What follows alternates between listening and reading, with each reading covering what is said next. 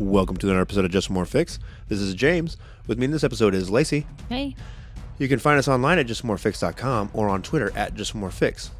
If you like us, you can support us at patreon.com, and you can give us a rating and a review at iTunes or wherever else you find our podcast. In this episode, we're going to talk about RPGs with gray morality. And now, it's time to get our gaming fix.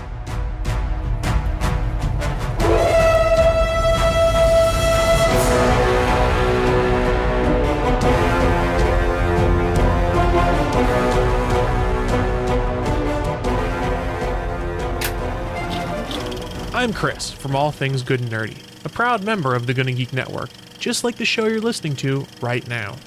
The opinions expressed are those of the individual hosts. Make sure you check out all the other great podcasts at GonnaGeekNetwork.com and get ready because geekiness begins in 3, 2, 1.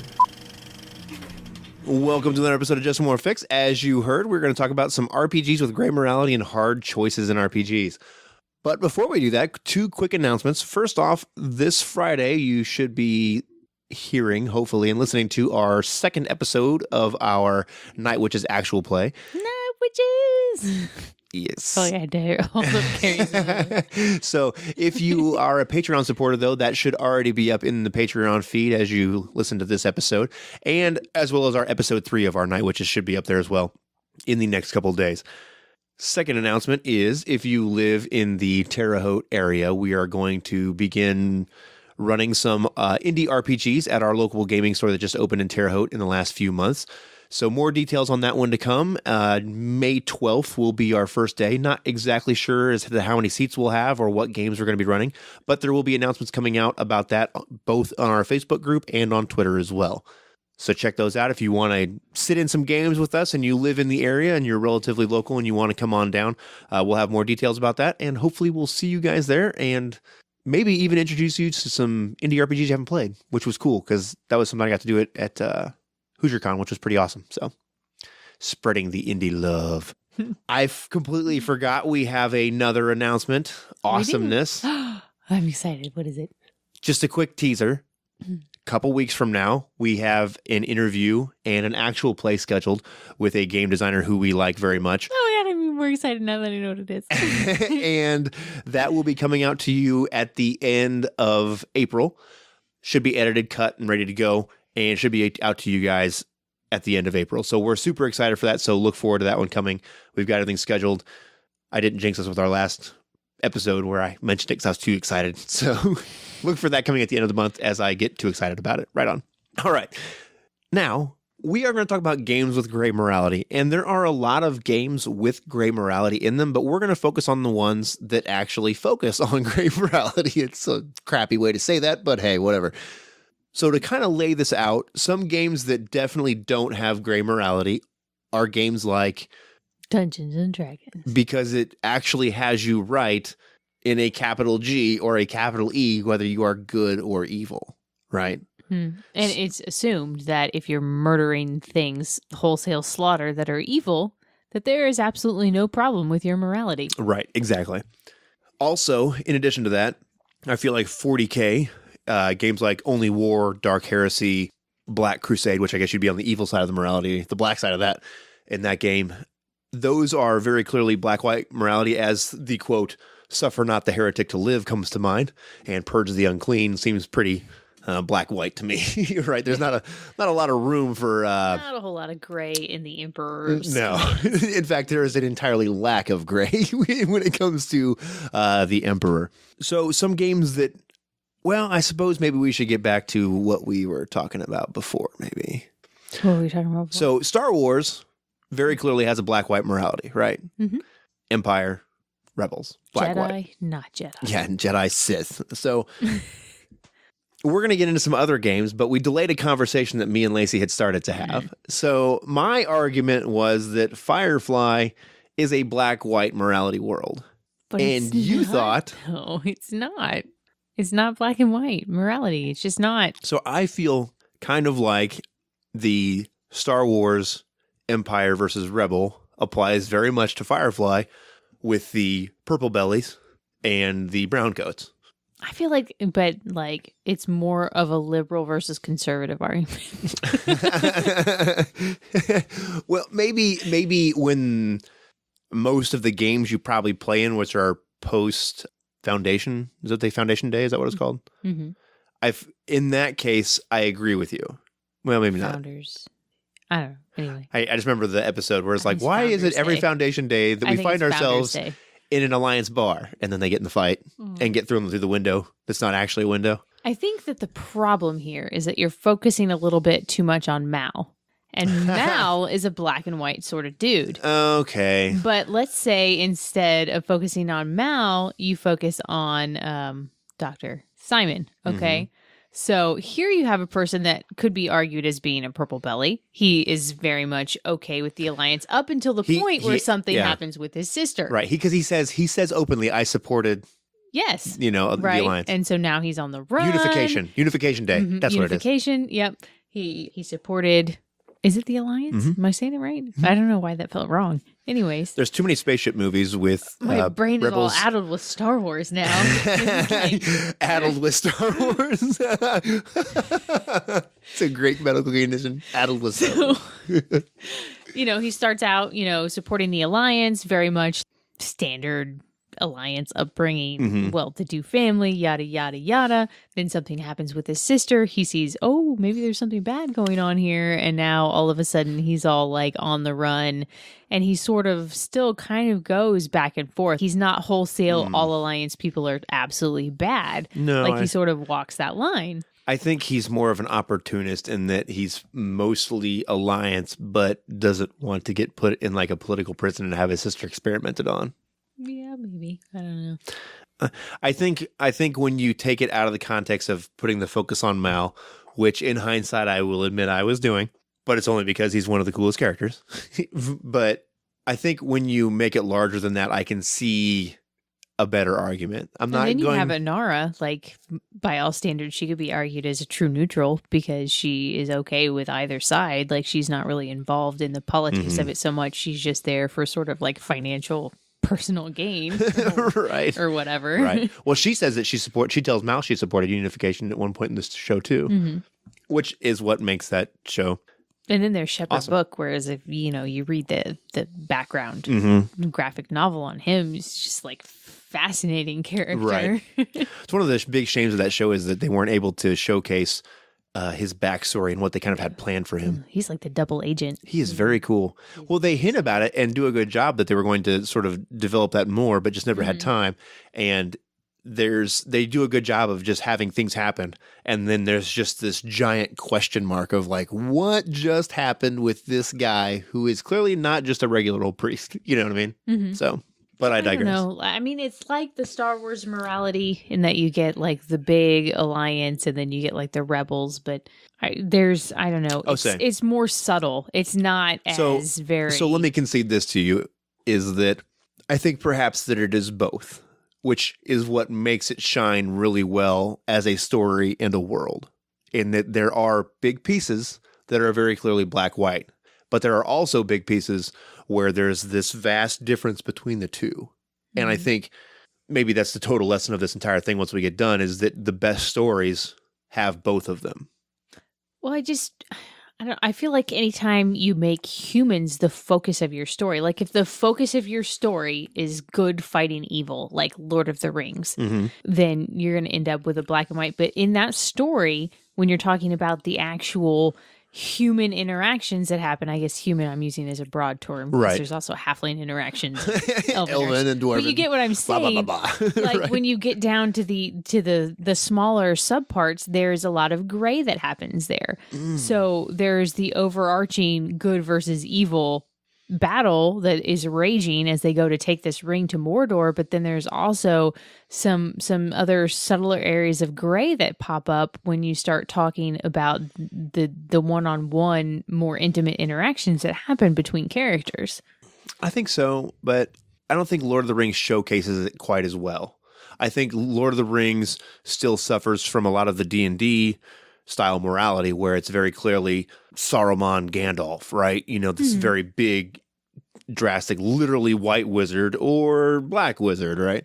And I don't have a problem with that because I think that's sort of part of the expectation for a lot of fantasy stuff. Right. But I think if you want a more nuanced, a more tangible and realistic world, you have to have this gray scale of morality. Because no matter what the differences are between like Rohan and Isengard or whatever, right?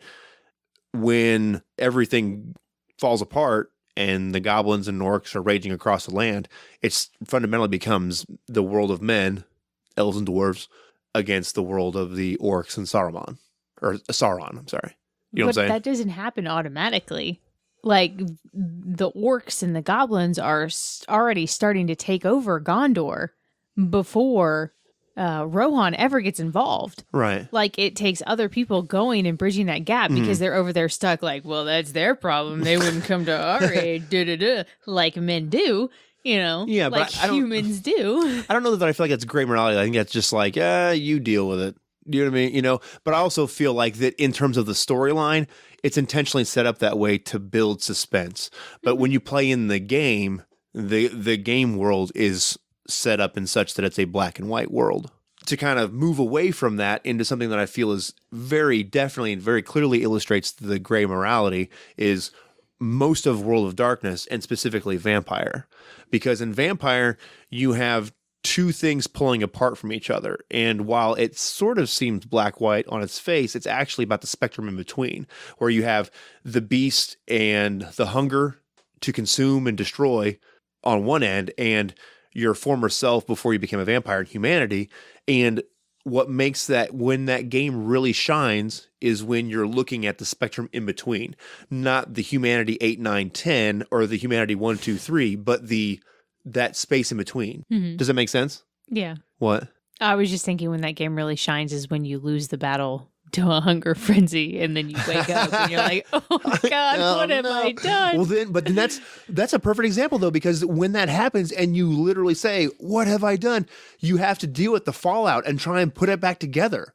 And that's when that game really sort of comes to the forefront and makes it real. And that game is sort of a big piece of that game is the personal horror of what you have lost in becoming a vampire and gaining all this power and authority in the world to just do whatever you want because you sort of shift into this different thing. And I think that is really more of what we're talking about than anything else. Because I think where you put your focus is what defines what's going on. So when you change the focus to the personal struggle, that is when your gray morality really shines. You can make your overarching world whatever you like, but for character development to happen, there has to be some sort of gray area and you take a stand in one direction or another. Mm-hmm. And it doesn't mean gray area in that good, evil, neutral. That's not the gray area. The gray area is making hard choices about what you have to do sometimes. There's not a good answer. You know, I have to feed. I'm a vampire. Who do I feed on? Because I'm going to hurt someone, right? And that's the great. So do I only feed on bad people? Do I only feed on people that may not know it? Or sort of, those are the two kind of best stark examples on one end of that. Or do I just totally go straight out and just say I'm a beast and I'm going to feed on who I want to because I'm higher on the food chain, you know, juice bag moment, Sabbat style thing, right? And while we talk about humanity in terms of vampire, I also think as we talk about this, there is still a black-white component to vampire in that there's the Camarilla versus the Sabbat, which on its face looks very black-white until you get down into the weeds and nuance of it, right? Well, the way the Camarilla sells it, it's very black and white. True. And that is a means to an end. That in itself is the great. Well, and at the same time, the Sabbat sells it the same way too, in that like, no, we're trying to defend everyone against the antediluvians when they wake up. You know, like they're selling the exact same black-white style thing. Right, you know? but they're not over here on this side like, yeah, we're team evil. Guys, go out there and Team slaughter evil. team good. Right. Right? Like, that's the difference to me. Yeah. Knowing that you're evil or not, right? As soon as you introduce the idea that maybe team evil is actually about something other than getting up in the morning and just being bad, Right. then you've introduced a new component. A lot of White Wolf games and World of Darkness games have this statistic from 1 to 10. that judges your connection between good and evil. And like we said, it's more about the area in the middle than the area at the ends where the game really shines, right? So are there any specific ways or things that you have found in those games outside of the actual statistics that are measured that make this gray morality shine?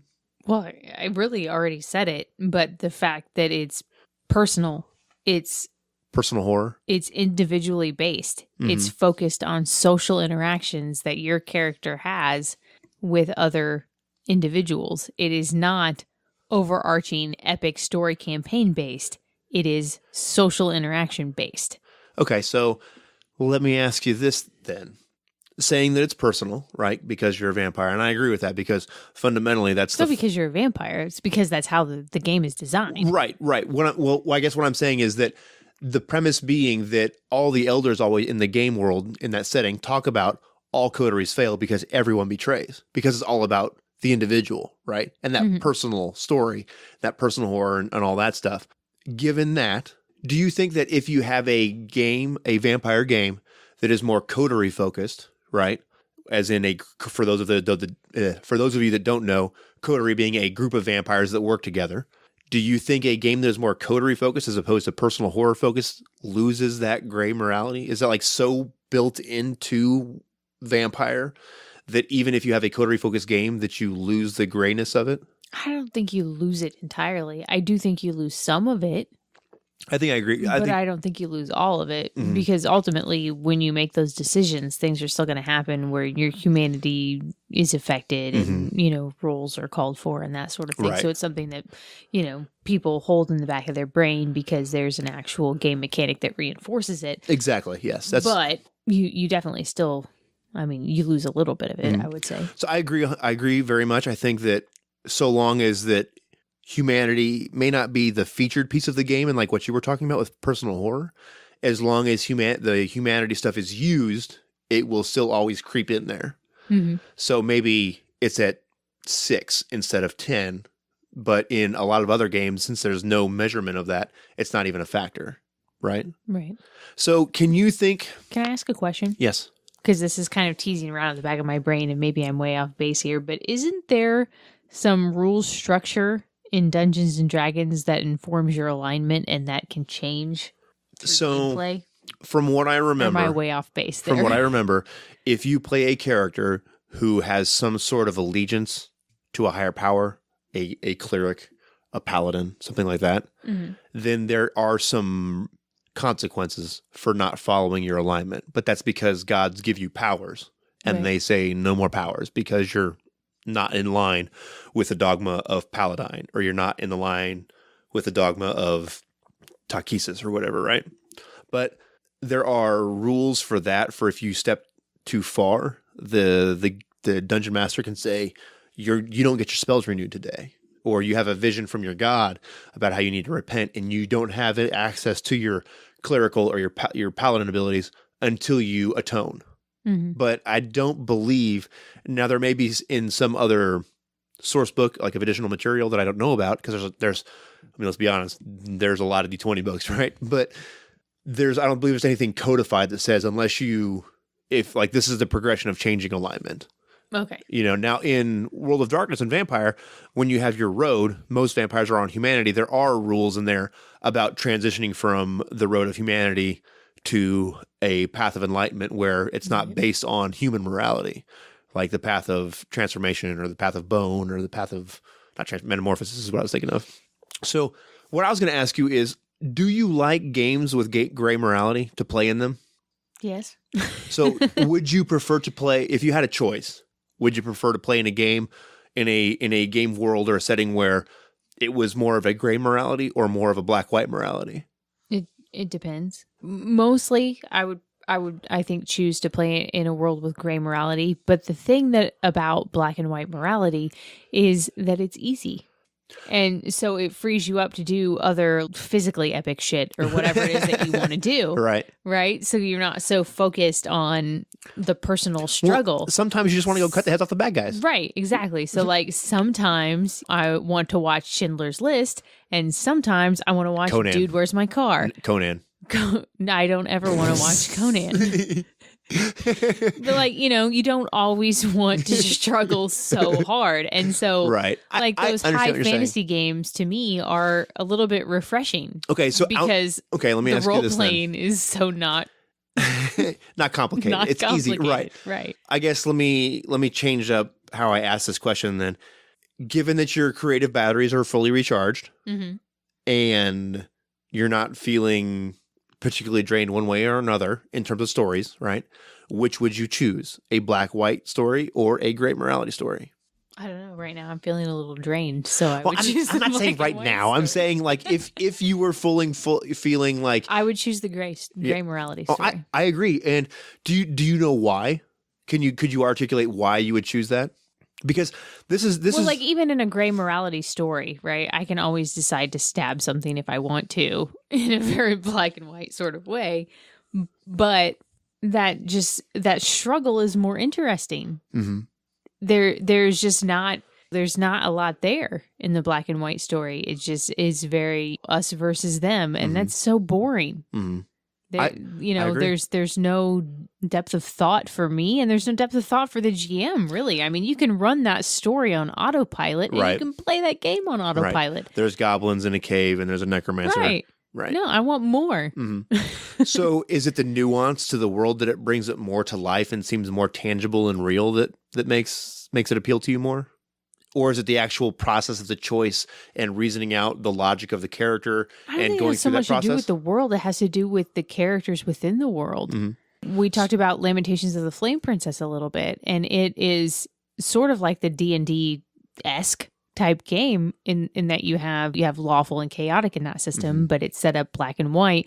But in the adventures that they publish, there are a lot of NPCs that are much more nuanced Mm-hmm. than you see with your classic D&D style adventure, where it's just like, okay, this creature is assigned the category of evil, and so you must go kill it. Right. But now you have characters that have some other motivation and are maybe they're evil, maybe they're not, but they're at least able to be interacted with in a way that's meaningful. Well, in terms of Lamentations, even when something's alignment is chaotic, I never took that to mean evil in that good and evil kind of way. Because if you look at the way a lot of their Do you stuff think that's purposeful? yes, I do. And if you read the way that Detect Evil and Protection from Evil are written, it kind of reasons that out a little bit. And the reason I like it is because when you look at their villains and their bad guys in some of their published adventures, right? They're more nuanced than that. They're not just I'm bad for bad sake because it says capital E on my write-up. I do bad things maybe. So Blood in the Chocolate, for example. I know for sure when you deal with Lucia de Castillo, in our actual play, we kind of went right at her, but things were complicated, right? But if depending on how you go through that, you might work for her. It's more nuanced than that. And there's more life to that character than a simple G or an E on the character sheet, right? And I feel like that's where it gets into this more nuanced thing where she seems more real because no one is completely evil or completely good. And maybe that's what I like about the gray morality stuff is that it seems more alive and more tangible. And it's not just the characters, but the world, because while you can have very grayish characters in whatever games you're playing, largely speaking, in the way the setting is set up, they are very black-white. And I feel like you lose a certain amount of nuance and depth of character and decision in some of that stuff. Do you know what I mean? Like if you're in the Forgotten Realms and you're dealing with the Harpers, they run around and kill goblins and keep the Dale land safe. But they're good, and that's what they do. There's and you see how true that is. I don't know if it's just like an ingrained human thing, but when you look at like Star Wars, okay, so that's very good and evil for sure. right. But nobody is obsessed with the Emperor, right? Like everybody likes Darth Vader. Why do they like Darth Vader more than the Emperor? Because he is so very human. Yeah. Like he has tried at things and he has failed. He is conflicted. loved and he is lost. He's a conflicted character. He wants to be the dark side and encompass all of this power, but he doesn't want to murder his son. Right. There is conflict there, and conflict is interesting. Well played. Well played on my black and white Star Wars. Very good. I agree. And it makes it, like I said, it brings it to life more. It makes those stories more deep, that you connect to them in a different way than something that is so very A, B, or black-white. Would you say that when you think of black-white moments in games, that Vampire has done that the most consistently? Yeah. Can you think of any moments that really shined to bring that forth as an example?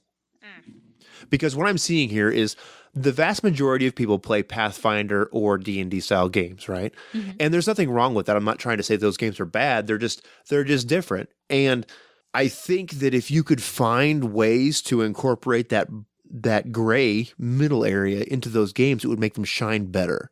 And it's not necessarily about betrayal, and it's not necessarily about rescuing the orphans or whatever.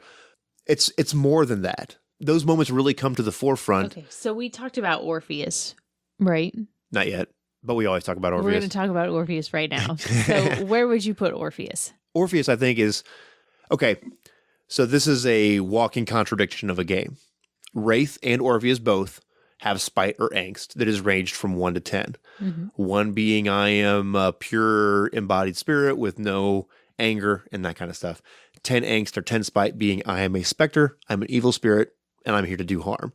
While that is, I will admit, very black and white, the game is not about those two ends. So is the humanity scale. It is the vampire game. The game is about the middle. Right. And the struggle to not fall to the angst or to spite, because it is easier to go down that path. Okay. So I'm going to talk about this because I have already run all of basically the components of the game, and you already know where it's going to go. So in the Orpheus game that I'm running for you guys, you have basically just one session left to play. Okay. And there's a specter that you have encountered. Mm-hmm. Okay. And he is what are the jack-o'-lantern guys? The flamey. Jack? Is that there?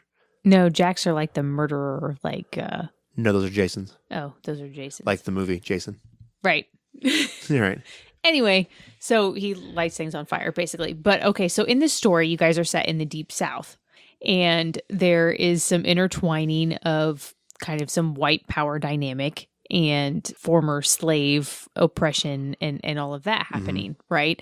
So you find out that this specter is murdering prominent members of the white supremacist group of the Deep South. Uh-huh. Okay. And so there's some conflict there. That did bad things to his family. And that is why he is a specter.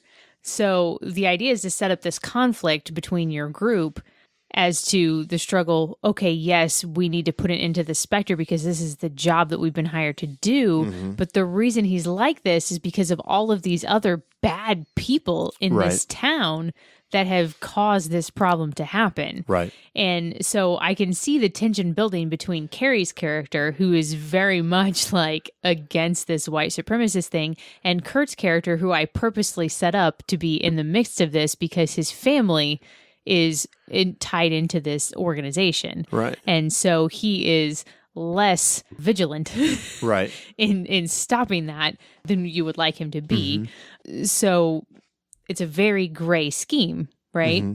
Well, I think it's only gray to Kurt's character because I feel like, now that's not to take away or detract from the game. I feel like in the character situations, like in most gray morality games, the characters that are involved in the moment and in those decisions that are actually very gray, in that moment, the characters feel like they're black and white because very clearly I am doing this harm to accomplish a greater good, which is really what the gray morality in a lot of cases is about, right? See, and I figured that Carrie would be more in a gray area because she has this hard choice now where she has to kill this specter and take it out of existence, but really she's feeling very sympathetic to him as a villain because of his circumstance.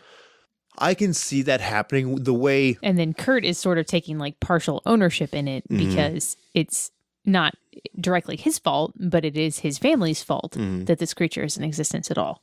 So let me back up to clarify this just a little bit, right?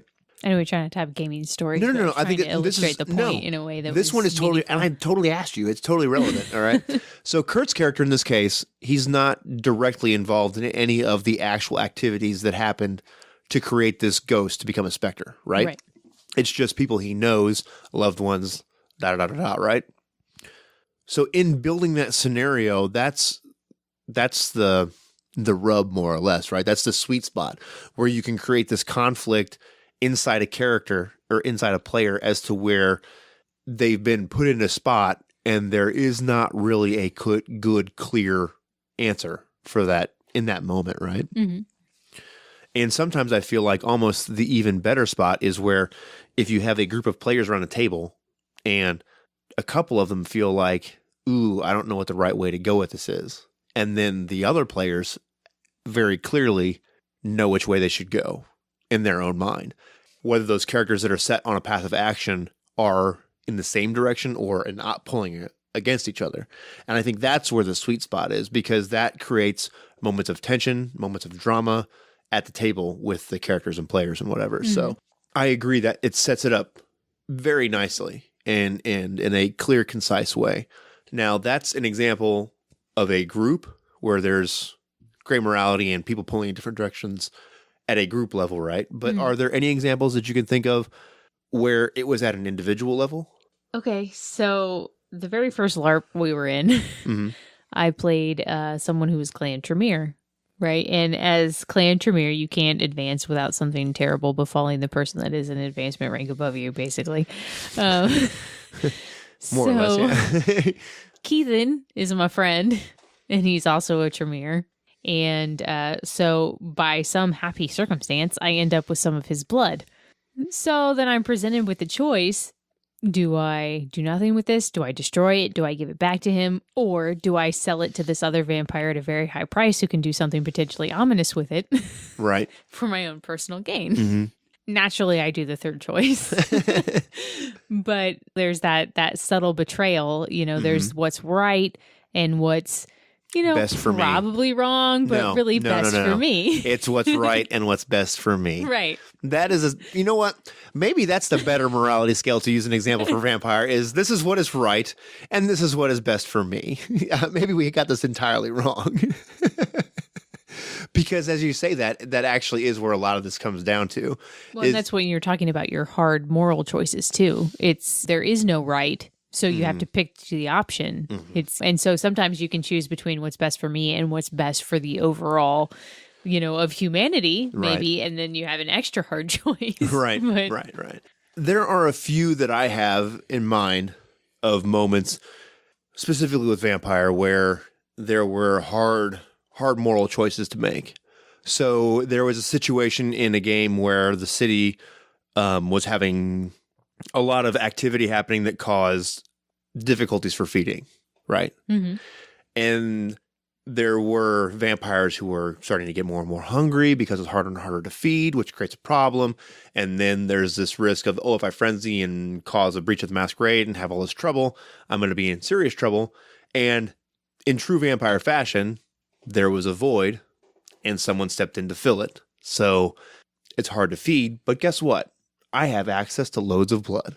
So there were characters who were largely on the more humane side of humanity, right? Mm-hmm. And they were presented with people to feed from who were essentially helpless or almost like victims in the whole scheme of things, right? And it was interesting to watch the characters make the difficult decisions between whether I take on some more hardship and potential danger for myself in not feeding, or do I feed in this moment, maybe feed a little too much because it's here and have that problem. How do I weigh this whole process out? And I think that kind of comes back to what you mentioned before is, do I choose what's right or do I choose what's good for me? And perhaps in the vampire context, that's where a lot of this comes down to is vampires do what's best for them, because at the end of the day, like I said, all coteries betray, and vampires are only loyal to themselves in most cases, right? So where do we go from here? Is this something that is, like we've mentioned some vampire stories and some Orpheus or some Wraith style stories, right? Is this only relevant in the world of darkness, or is it worth pulling into D&D? Because it's present in other realms. Like you're dividing high fantasy and something very different, but you see this in other similar things too. So when you look at, we talked about Monster Hearts. Yeah. And so it's kind of World of Darkness high school romance edition. It has a very One Tree Hill meets World of Darkness. right. It has that very much that feel. But I think that more than having the World of Darkness feel, I like the idea of the supernaturals in that case of that game because it makes the consequences higher. So if you mess up, it's not like I'm just a regular human being at a high school who's trying to find his way through teenage angst and whatever, and I mess up. Now I'm a regular teenage kid who's also a werewolf who, if he loses control and messes up, then like lots of people die. You know what I mean? Like the consequences are amplified, which is what makes that game shine, along with all the other drama and trouble and strings attaching to one another and relationship entanglements and all that stuff, right? The consequences being bigger, I think, is what makes that game shine. And I think that most of it just comes down to where as a storyteller you choose to put your focus.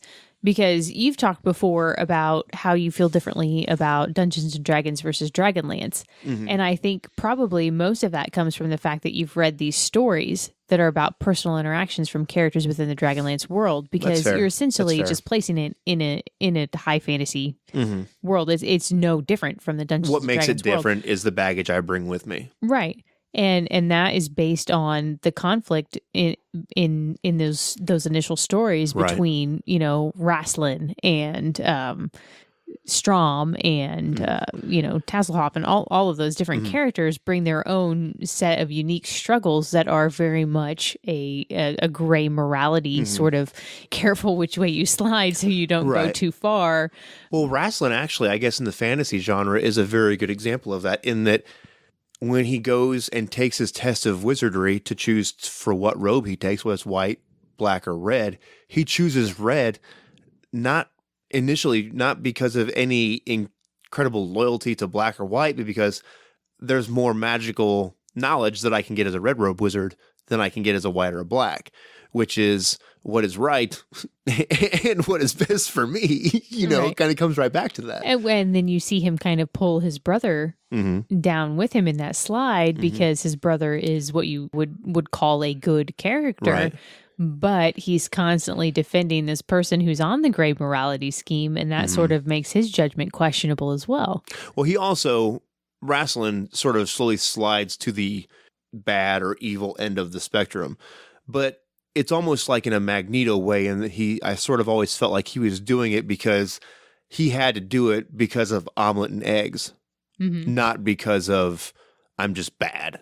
I'm not just inherently evil. It's that I can see a higher level of morality that no one else can see, and that's why I have to make these decisions. But that's sort of a lot farther in the weeds. Yes. Right. Yes, yeah. Like for the rest of what would be PCs in that scenario, they don't see that. They don't know his inner dialogue. Well, eventually they kind of find out, but it is much, much later in the stories. Right. So I agree. Well, I suppose you're right in that context that there is some gray morality, but it seems to me in those fantasy D&D style worlds, the gray morality comes more into play in the personal interactions that you have as opposed to the overall worldview. Right. Which I said that already. Well, yeah. Which but it isn't bad, I guess. It's just different. No, I think it's great. Yeah. I think if you have to live in the D&D high fantasy world, then you should be challenging your players in that way to keep your story interesting. Maybe, yeah, I guess that's where I was going to go next, is that if there's anything to take from this, it's to take those lessons from those gothic and gray morality stories and bring those things into your fantasy world while you still can sort of have this clear scale of black-white.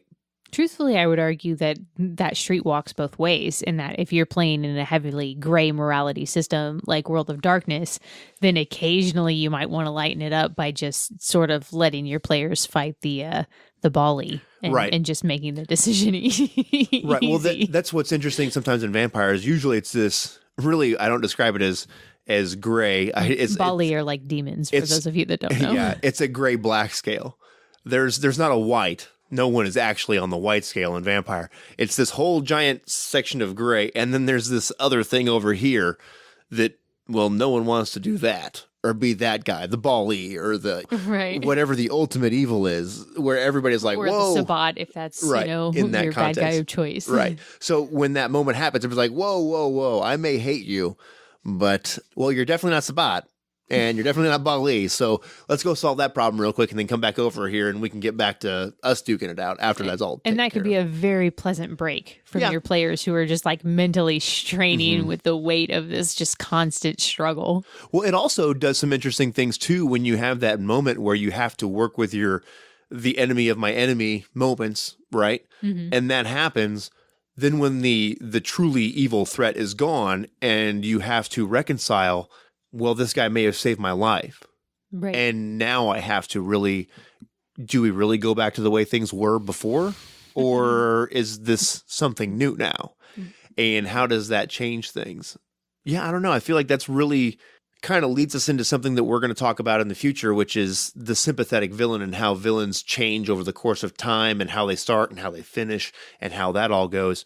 But really, I guess a lot of that comes down to is the relationships the characters have with the world around them and the players around the table.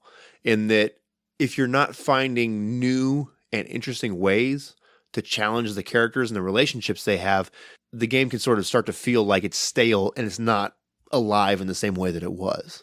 Yeah, it just gets boring. Now, with that said, you can't just turn a person evil just for the sake of doing it, because that feels terrible too. I'm the dungeon master. I do what I want. Well, I guess if you're going to make choices, make them deliberate and make them matter, but don't do it just because you're bored. Although sometimes do it because you're bored, because why not? But alrighty, well, do you have anything else to mention about this one? I don't know. We've kind of wandered around a little bit, and the Monster Hearts is an interesting piece of it, and so is the Lamentations. But in that there are characters who are just more nuanced. I guess that's what really all this comes down to, is that having characters with some depth and with some motivations that aren't just I'm evil, so I do evil things. Why did you do this? Well, because I'm evil. I mean, like, no one wants to have characters in their game all the time that are 1940s comic book villains that do bad stuff because, well, I'm the bad guy and the writing sucks. And that's I quite literally woke up this morning and thought, what can I do to try and take over the tri-state area and make Perry the Platypus's job more difficult? Yeah, so unless you're playing a comedy game, don't be Hans Doofenshmirtz. Make your villains more than Hans Doofenshmirtz. Unless you're playing Spirit of 77, and then it seems appropriate. Sorry to all of you that don't have kids and have no idea what we're talking about. Right on. Right on. So I think that'll do it for us this week. Go ahead and challenge your players with some hard moral choices. Change up your villains from the classic flat-out bad guy to more of the nuanced evil person like Magneto, and see what they do and see how they react, because they may surprise you, and it may challenge your creativity in some new and cool, interesting ways. So, quick Gun and Geek promo from All Things Good and Nerdy, episode 307, Ramblecast Part 2. Naki is back from her C2E2 adventures and is able to share some of her adventures from the show. During the news, Chris has details on James Gunn's involvement in the Avengers Infinity War. Going to be an awesome movie. Looking forward to that coming out. And Naki is pretty excited for the casting in Disney's live-action Mulan. And Anthony has some theories about how Disney will pull off the inclusion of the X-Men to the Marvel Cinematic Universe. So check them out. That's All Things Good and Nerdy, episode 307 on the Gun and Geek Network. As always, thank you for hanging out with us this week. You can check out our second episode of our Night Witches actual play. Should be this Friday, or you can check it out early with episode 2 and 3 on our Patreon. And, as always, we will see you guys next week.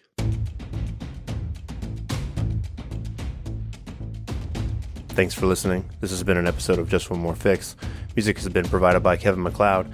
You can find him at Incompetech.com. You can support us at Patreon.com/JustOneMoreFix, or follow us on Twitter at JustOneMoreFix.